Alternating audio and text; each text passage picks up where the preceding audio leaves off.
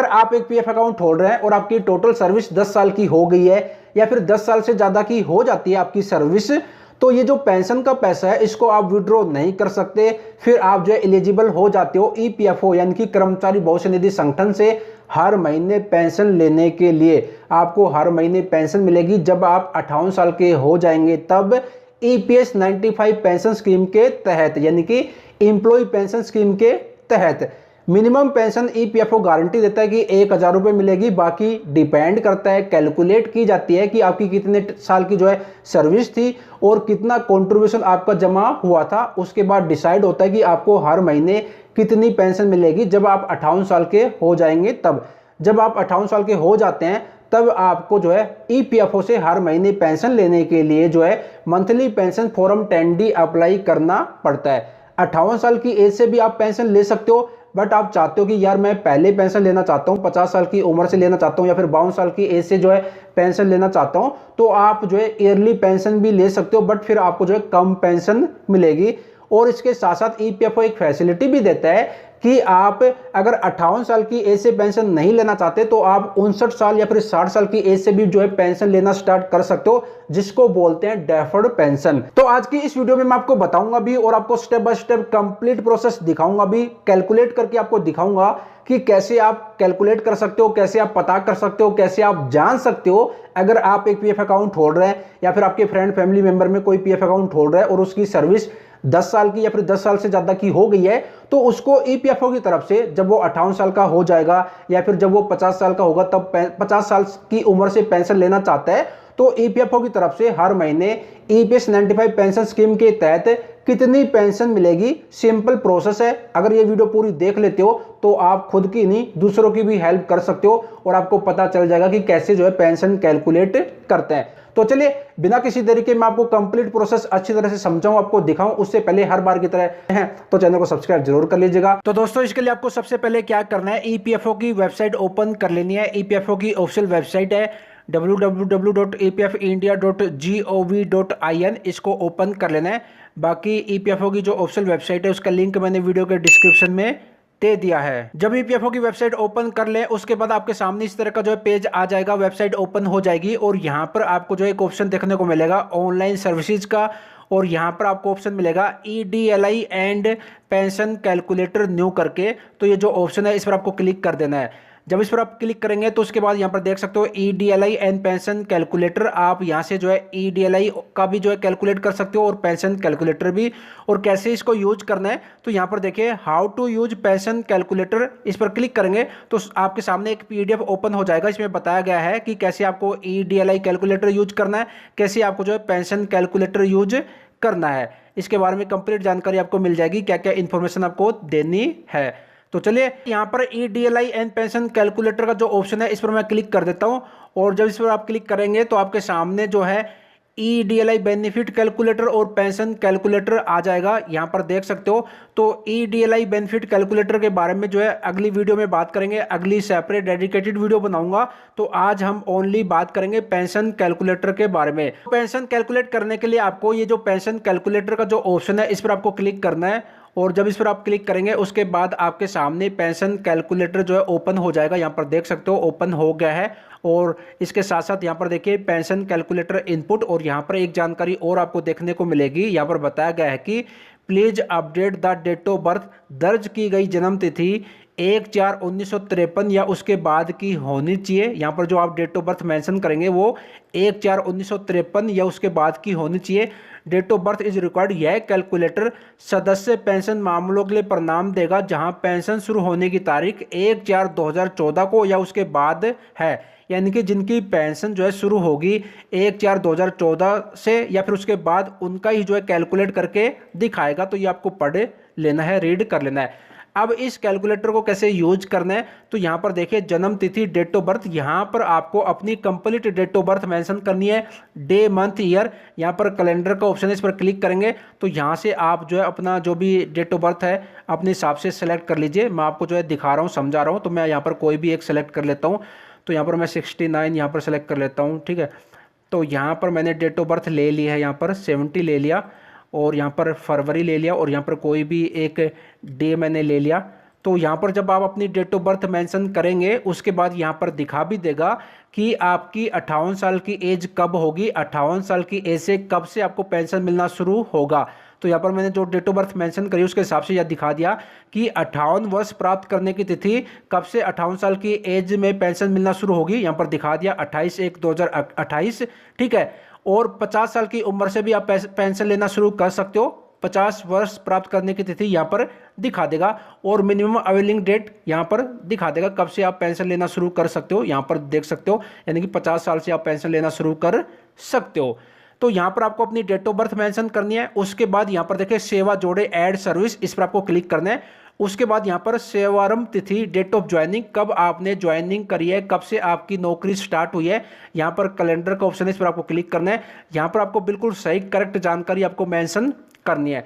तो चलिए यहाँ पर मैं मेंशन कर देता हूँ, मेरी जो है 2000 में स्टार्ट हुई है। ठीक है, यहाँ पर मैं 2000 सेलेक्ट कर लिया और यहाँ पर जून सेलेक्ट कर लेता हूँ। मैं आपको दिखाने के लिए एक ऐसी कोई भी डेट सेलेक्ट कर लेते हैं। तो यहाँ पर जो है डेट ऑफ ज्वाइनिंग यहाँ पर मैंने मेंशन कर दी। निकास तिथि, डेट ऑफ एग्जिट, यहाँ पर डेट ऑफ एग्जिट कम कंपनी छोड़ी, डेट ऑफ एग्जिट आपकी क्या है। तो कैलेंडर का जो ऑप्शन इस पर क्लिक कीजिए। उसके बाद यहाँ पर डेट ऑफ एग्जिट ले लेते हैं यहाँ पर। तो यहाँ पर मैंने जो है डेट ऑफ एग्जिट यहाँ पर ये मैंने ले लिया है। तो यहाँ पर आपको डेट ऑफ ज्वाइनिंग अपनी मेंशन करनी है, यहाँ पर डेट ऑफ एग्जिट आपको मेंशन करनी है। अब यहाँ पर देखिए एनसीपी फ्रॉम, यहाँ पर एनसीपी यानी कि नॉन कंट्रीब्यूशन पीरियड, यहाँ पर जो टाइम दिया गया है 16/11/1995 से 31/8/2014 तक। अगर आपकी कोई छुट्टी है, आपने छुट्टी ली है जिस महीने में, अगर आप 25 दिन गए हैं तो कंपनी 25 दिन का पीएफ का पैसा और पेंशन का पैसा जमा करवाती है, 5 दिन का नहीं कराती है। तो यहाँ पर नॉन कंट्रीब्यूशन पीरियड यहाँ पर आपको मेंशन करना है। 1 दिन छुट्टी ली है, इस बीच में आपको 10 छुट्टी ली है, 15 ली है, अपने हिसाब से मेंशन कीजिए। अगर आपको नहीं पता तो 0 छोड़ दीजिए, या फिर आप अपनी कंपनी से पूछ सकते हो। और यहाँ पर एनसीबी फ्रॉम 1/9/2014 के बाद कितना, यानी कि नॉन कंट्रीब्यूशन पीरियड कितने दिन की आपने छुट्टी ली है। अब यहाँ पर देखिए 16/11/1995, 31/8/2014 ये ऑप्शन क्यों दे रहा है। अब मैं आपको बताता हूँ इसका मतलब क्या है। इसका मतलब ये है, यहाँ पर मैं आपको एक सर्कुलर दिखाना चाहूँगा कि सरकार ने एक सर्कुलर जारी किया था, मैंने ओपन करके रखा हुआ है। तो जो है 1 सितंबर 2014 से पहले जो ईपीएस 95 पेंशन का जो सीलिंग वेज थी वो थी 6500, बट सरकार ने 1 सितंबर 2014 के बाद इसको कर दिया, 1 सितंबर 2014 से इसको कर दिया 15,000 रुपए। इसी वजह से यहाँ पर आपसे पूछता है इसके बारे में कि क्योंकि इस बीच में जो आपकी पेंशन कैलकुलेट होगी 6500 के हिसाब से, और उसके बाद यहाँ पर कैलकुलेट होगी 15,000 के हिसाब से। तो इसी वजह से बाकी ये जो सर्कुलर है, कहाँ गया वो, ये सर्कुलर यहाँ पर देख सकते हो, EPS 95 from RS 6500 to 15,000 which shall come into force on from first day of September 2014। तो यहाँ पर आपको मेंशन करना है। तो अगर आपकी इस तारीख के बीच में अगर आपने 5 छुट्टी ली है, 10 दिन छुट्टियां ली हैं, तो अपने हिसाब से मेंशन कर दीजिए। अगर नहीं ली तो 0 छोड़ दीजिए। इस डेट में आपको कितनी छुट्टी ली है, अगर ली है तो मेंशन कर दीजिए, नहीं ली तो छोड़ दीजिए, 0 कर दीजिए। उसके बाद यहाँ पर जब मेंशन कर दे कंप्लीट जानकारी सही से, उसके बाद यहाँ पर देखिए सेवा जोड़े ऐड सर्विस, इस पर आपको क्लिक करना है। उसके बाद यहाँ पर आपकी जो है डेट ऑफ बर्थ यानी कि जन्म तिथि यहाँ पर दिखा देगा। आपकी जो डेट ऑफ ज्वाइनिंग आपने मेंशन करी है वो यहाँ पर दिखा देगा।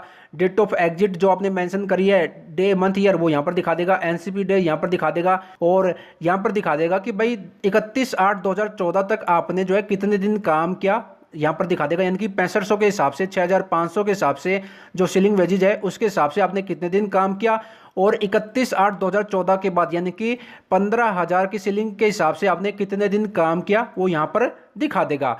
तो यहाँ पर आपकी जो है कंप्लीट डिटेल दिखा देगा। और यहाँ से अगर गलत मेंशन हो गया है, आपको कुछ चेंजिंग करना है, तो यहाँ पर डिलीट करके दोबारा से आप ऐड कर सकते हो। उसके बाद यहाँ पर देखिए पेंशन शुरू होने की तारीख, चुनी गई तारीख। अब यहाँ पर आपको पेंशन कब से लेनी है वो यहाँ पर डे मंथ ईयर आपको मेंशन करना है। बट यहाँ पर आपको एक चीज और ध्यान देनी है, देखिए यहाँ पर लिखा हुआ है कृपया बाहर निकलने की तारीख यानी कि डेट ऑफ एग्जिट, और 50 साल की उम्र की तारीख यानी कि डेट ऑफ एग्जिट की जो है तारीख ये, और 50 वर्ष प्राप्त करने की तारीख ये है ना। तो यहाँ पर बताया है कि जो भी बाद में हो और आज के बीच की तारीख चुने। तो यहाँ पर जो है डेट ऑफ एग्जिट 2019 की है और 50 वर्ष प्राप्त करने की तिथि 2020 की है। तो इन दोनों में जो भी बात है वो यहाँ पर मेंशन कर सकते हैं। अदरवाइज आज है, जैसे कि आज है 23 अगस्त, तो आज की भी जो है डेट हम मेंशन कर सकते हैं। चलिए मैं आज की मेंशन कर देता हूँ 23 अगस्त, ठीक है। बाकी यहाँ पर जो है मिनिमम अवेलिंग डेट दिखा देगा कि कब से आप जो है 50 साल की उम्र से पेंशन लेना शुरू कर सकते हो। तो यहाँ पर मैंने आज की डेट मेंशन कर दी। अब यहाँ पर देखिए पेंशन योग्य वेतन, पेंशनेबल सैलरी। अब यहाँ पर भी एक लाइन आपको देखने को मिलेगी, यहाँ पर साफ साफ मेंशन कर रखा है कि the pensionable salary should be greater than 0 and maximum 15,000। 15,000 for date of exit after 1/9/2014, जिनकी डेट ऑफ एग्जिट 1/9/2014 के बाद की है उनकी 15,000 मैक्सिमम यहाँ पर मेंशन कर सकते हो। अदरवाइज जिनकी डेट ऑफ एग्जिट 1/9/2014 से पहले है तो उनका मैक्सिमम यहाँ पर जो है 6,500 आएगा। अब ये क्यों यहाँ पर ये मेंशन कर रखा है, अब इसके बारे में मैं आपको एक सर्कुलर आपको दिखाना चाहूँगा कि सरकार ने जो है जो मिनिमम जो सीलिंग जो लिमिट थी उसको बढ़ा दिया था, जो है 6,500 से जो है 15,000 रुपये कर दिया था, और जो लागू हुआ था 15,000 वो 1 सितंबर 2014 से लागू हो गया था। तो इसी वजह से यहाँ पर सर्कुलर जो भी है यहाँ पर वो मैं आपको वीडियो के डिस्क्रिप्शन में उनका लिंक दे दूंगा, यहाँ पर देख सकते हो। यहाँ पर मैं आपको दिखा देता हूँ, ये रहा, यहाँ पर देख सकते हो gazette notification providing for increase in wages ceiling under EPS 95 from RS 6,500 to RS 15,000 which shall come into force on and from the first day of September 2014। तो इसी वजह से यहाँ पर ये हमसे पूछ रहा है। बाकी यहाँ पर मैं आपको एक चीज़ और बताना चाहूँगा कि यहाँ पर जो PDF रहता है, यहाँ पर 4 नंबर पर आएंगे तो यहाँ पर मैं दिखा भी देता हूँ आपको।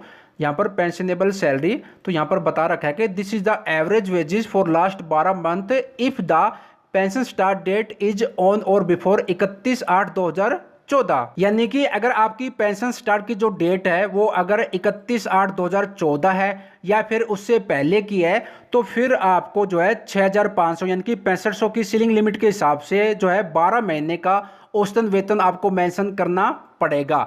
और यहाँ पर बताया है कि अगर 60 महीने का आपको मेंशन करने पड़ेगा अगर आपकी पेंशन स्टार्ट डेट इसके बाद की है, तो 31/8/2014 के बाद की है तो फिर आपको जो है 15,000 की सीलिंग लिमिट के हिसाब से आपको जो है 60 महीने का एवरेज वेतन आपको मेंशन करना पड़ेगा। यहाँ पर साफ साफ मेंशन कर रखा है। और यहाँ पर देख सकते हो एक लाइन और मेंशन की गई है कि the wages ceiling up to 31/8/2014 is 6500 और after 15,000 so average salary can be RS 15,000 only from 1/9/2019 and up to 31/8/2014 it will be maximum RS 6,500। तो हमारे केस में जो पेंशन स्टार्ट करने की जो डेट है वो 31/8/2014 के बाद की है। यहाँ पर देख सकते हो यहाँ पर 2014 के बाद की है। बाकी मैं आपको जो है जो PF की जो पासबुक है उसमें भी आपको दिखा देता हूँ। यहाँ पर EPS वेजेज आप देखेंगे तो यहाँ से आपको पता चल जाएगा इनका यहाँ पर 15,000 के हिसाब से यहाँ पर जो है चल रहा है। और यहाँ पर प्रीवियस ईयर 21-22 का भी अगर देखते हैं तो यहाँ पर भी देख सकते हो EPS वेजेज यहाँ पर 15,000 इनका चल रहा है। तो 15,000 के हिसाब से अगर आपका कटता है तो पेंशन में कॉन्ट्रीब्यूशन 1,250 रुपये हर महीने जमा होता है। तो यहाँ से भी आपकी जो PF की जो पासबुक रहती है उससे भी आपको पता चल जाएगा। तो यहाँ पर मैं जो है 15,000 रुपये मेंशन कर देता हूँ, बाकी आप अपने हिसाब से कैलकुलेट करके आप जो है मेंशन कर दीजिए। तो यहाँ पर मैंने मेंशन कर दिया 15,000 रुपये। उसके बाद यहाँ पर देखिए गन्ना दिखाए अपडेट करें, सो अपडेट कैलकुलेशन, इस पर आपको क्लिक करना है। और जैसे इस पर क्लिक करेंगे उसके बाद यहाँ पर दिखा देगा कि सेवानिवृत्त पेंशन यानी कि जब आप 58 साल के हो जाएंगे इस डेट से आपको पेंशन कितनी मिलनी शुरू होगी, 2,337 रुपये। बट यहाँ पर हमने जो है 2028 ना सेलेक्ट करके हमने 2022 सेलेक्ट किया, यानी कि अर्ली पेंशन का ऑप्शन हमने सेलेक्ट किया है। तो हमें जो है 508 रुपये कम पेंशन मिलेगी। तो हमें कितनी मिलेगी हर महीने पेंशन, 1,829 रुपये पेंशन मिलेगी। अब यहाँ पर एक बात मैं और बता देता हूँ, अगर आप पेंशन अपनी खुद की कैलकुलेट करते हो और यहाँ पर अगर 1,000 रुपये से कम पेंशन दिखाता है तो सरकार जो है EPS 95 पेंशन स्कीम के तहत मिनिमम जो है गारंटी देती है कि आपको 1,000 रुपये पेंशन मिलेगी अगर आपकी 1,000 रुपये से कम पेंशन यहाँ पर शो करता है। तो इसका भी मैं आपको जो है सर्कुलर दिखा देता हूँ। यहाँ पर मैंने सारे सर्कुलर ओपन कर रखे हैं, देख सकते हो यहाँ पर मिनिमम पेंशन ऑफ RS 1,000 रुपये, ये सर्कुलर 2014 में ही जारी किया था जब जो सीलिंग थी वेजेस सीलिंग 6,500 से बढ़ाकर सरकार ने 15,000 करी थी। उसी समय जो है मिनिमम पेंशन 1,000 रुपये जो है गारंटी दी सरकार ने, मिनिमम पेंशन 1,000 रुपये देगा अगर आपकी पेंशन जो है कम आपको मिलती है, 1,000 से कम कैलकुलेट होती है। तो और यहाँ पर भी मैं आपको दिखा देता हूँ, यहाँ पर मैंने सारे सर्कुलर ओपन कर रखे हैं। तो यहाँ पर भी देख सकते हो effect on central government minimum pension guarantee of RS 1000 रुपये। बाकी इन सभी सर्कुलर का लिंक मैंने वीडियो के डिस्क्रिप्शन में दे दिया है। तो यहाँ पर अगर 1000 से जो है कम पेंशन दिखाते हैं तो आपको 1000 रुपये पेंशन तो मिलेगी। तो यहाँ पर जो है पूरा कैलकुलेट करके दिखा देगा आपकी टोटल सर्विस कितने साल की थी 31/8/2014 से पहले, यानी कि 6500 पर जो है आपका कितने दिन आपने काम किया, और जो है 15,000 रुपये सीलिंग लिमिट पर आप जो है कितना दिन काम किया, आपका NCP डेज कितना दिन था, तो यहाँ पर आपका पेंशन योग्य वेतन कितना था, सारा कैलकुलेट करके 58 साल की एज से आपको कितनी पेंशन मिलेगी वो यहाँ पर दिखा देगा। और 58 साल से पहले पेंशन लेना चाहते हो तो यहाँ पर दिखा देगा कितनी पेंशन मिलेगी, कितनी आपको कम पेंशन मिलेगी। अब यहाँ पर देखिए यहाँ पर मिनिमम अवेलिंग डेट यहाँ पर 7/9/2021 से दिखा रहा है। तो चलिए यहाँ पर 7/9/2021 में मेंशन कर देता हूँ, 07 7 और 9/2021 है ना। जब मेंशन करेंगे यहाँ पर गन्ना दिखा है, इस पर क्लिक करेंगे तो यहाँ पर देख सकते हो यहाँ पर पेंशन दिखा देगा यहाँ पर। और यहाँ पर अगर हम 58 साल की एज से पेंशन लेना चाहते हैं 28/1/2028 से, तो यहाँ पर दिखाएगा 2337 रुपये। मैं आपको दिखा भी देता हूँ। तो यहाँ पर 28/28 और 01 और 2028 मेंशन किया। उसके बाद यहाँ पर गन्ना दिखाए तो यहाँ पर देख सकते हो 2337 रुपये यहाँ पर दिखा दिया। तो यहाँ पर दिखा देगा कि 58 साल की एज से आपको कितनी पेंशन हर महीने मिलेगी। तो यहाँ पर देख सकते हो सेवानिवृत्त पेंशन यहाँ पर दिखा देगा। अगर आप पहले पेंशन लेना चाहते हो तो अर्ली पेंशन भी आप ले सकते हो 2028 से पहले। अगर मैं यहाँ पर जो है 2023-22 सेलेक्ट कर लेता हूँ, ठीक है, तो मैं आपको दिखा देता हूँ। इस तरह से आप कैलकुलेट कर सकते हो अपने हिसाब से। तो यहाँ पर मैं 2022 कर दिया और अगस्त सितंबर की ये डेट डाल दी, और यहाँ पर जो है गन्ना करें तो यहाँ पर 2000 यहाँ पर दिखा देगा। जो भी आप यहाँ पर डेट मेंशन करेंगे कब से आपको पेंशन लेनी है, उसके हिसाब से यहाँ पर दिखा देगा कि आपको जो है कितनी पेंशन हर महीने मिलेगी। तो इस तरह से आप जो अपनी पेंशन कैलकुलेट कर सकते हो। तो समय से पहले अगर आप पेंशन लेते हो तो आपकी जो है साल के हिसाब से 4% पेंशन आपकी कम हो जाएगी। और इसके बारे में यहाँ पर जानकारी दी है, देख सकते हो यहाँ पर। और मैंने आपको बताया था कि मिनिमम पेंशन 1000 रुपये आपको मिलेगी। तो यहाँ पर देख सकते हो मिनिमम पेंशन जो है 1000 रुपये यहाँ पर दे रखा है विद इफेक्ट फ्रॉम 1/9/2014। और यहाँ पर बताया है कि अगर आप जो है ईयरली पेंशन लेते हो तो 4% पर एनुअल जो है पेंशन आपकी कम हो जाएगी 4% के हिसाब से।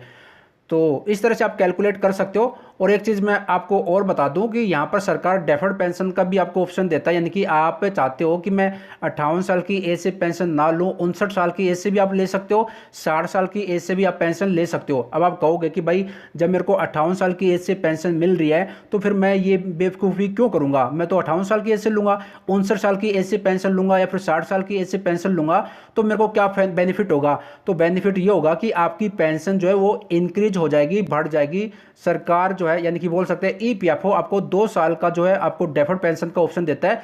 आप 59 साल की एज से भी पेंशन ले सकते हो और 60 साल की एज से भी पेंशन ले सकते हो। और डेफर्ड पेंशन के बारे में आपको यहाँ पर इसके बारे में जानकारी मिल जाएगी। डेफर्ड पेंशन जो है वो कब अप्लीकेबल है, वो date of option is after 24/4/2016 के बाद से। डेफर्ड पेंशन का मतलब ये होता है कि अगर आप 58 साल की एज से पेंशन नहीं लेना चाहते तो आप जो है डेफर्ड पेंशन के लिए अप्लाई कर सकते हो। तो आप मैक्सिमम 2 साल के लिए तो आप 59 साल से भी पेंशन स्टार्ट करवा सकते हो या फिर 60 साल से भी पेंशन स्टार्ट करवा सकते हो। अब आप कहोगे कि यार जब मेरे को 58 साल की एज से पेंशन मिल रही है तो फिर मैं 59 या फिर 60 साल से पेंशन क्यों लूँ। तो यहाँ पर मैं आपको बता दूँ कि अगर आप 59 साल से पेंशन लेना शुरू करोगे या फिर 60 साल से पेंशन लेना शुरू करोगे तो फिर आपकी पेंशन इंक्रीज हो जाएगी। इसके बारे में यहाँ पर आपको जानकारी मिल जाएगी।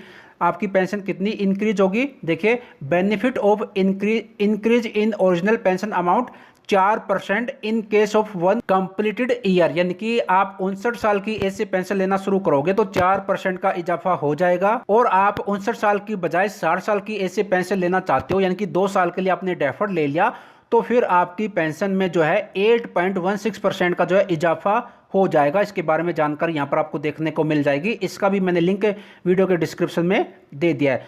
अब देखिए डेफर्ड पेंशन में भी दो ऑप्शन आपको देखने को मिलते हैं, विदाउट कंट्रीब्यूशन और विद कंट्रीब्यूशन। तो अगर आप 58 साल के हो गए हैं, आप चाहते हो कि भाई अब मैं आगे कंट्रीब्यूशन नहीं देना चाहता, तो आप without contribution deferred pension without contribution का सेलेक्ट कर सकते हो, जिसमें आपको 1 साल 59 साल के लिए लोगे तो 4% का इजाफा होगा। अगर 7 साल से लेना चाहोगे तो 8.16% का इजाफा आपकी पेंशन में हो जाएगा। बट अगर आप चाहते हैं कि भाई मैं 2 साल और जो है अपना कंट्रीब्यूशन देना चाहता हूं पेंशन में, आप दे सकते हो 2 साल। 58 साल के अलावा आप जो है 60 साल तक आप दे सकते हो डेफर्ड पेंशन का ऑप्शन सेलेक्ट करके।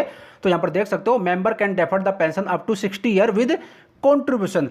तो इससे आपको जो है क्या फायदा होगा, 8.16% का इजाफा तो आपकी पेंशन में होगा ही होगा। इसके साथ साथ आप जो है 2 साल एक्स्ट्रा जो है आप अंशदान जमा करा रहे हैं, तो आपकी जो है यहाँ पर आपको क्या फायदा होगा, इसके अलावा आपका जो है pensionable service and pensionable salary वो जो है बढ़ जाएगी, जिससे कि जब आपकी पेंशन कैलकुलेट होगी तो आपकी पेंशन ज़्यादा बनेगी। तो इस तरह से आप जो पेंशन कैलकुलेट कर सकते हो। यहाँ से आपको आइडिया आ जाएगा, पता चल जाएगा कि आपको ईपीएफओ की तरफ से हर महीने पेंशन, जब आप 58 साल के होंगे या फिर 50 साल की एज से पेंशन लेना चाहते हो या फिर 60 साल की एज से पेंशन लेना चाहते हो, तो कितनी पेंशन मिलेगी आपको लम सम जो है आइडिया यहाँ पर आपको देखने को मिल जाएगा, पता चल जाएगा कितनी पेंशन हर महीने मिलेगी। बाकी जो फाइनल डिसीजन, फाइनल जो कैलकुलेशन होगा वो ईपीएफओ के द्वारा लिया जाएगा और वही जो है फाइनल माना जाएगा।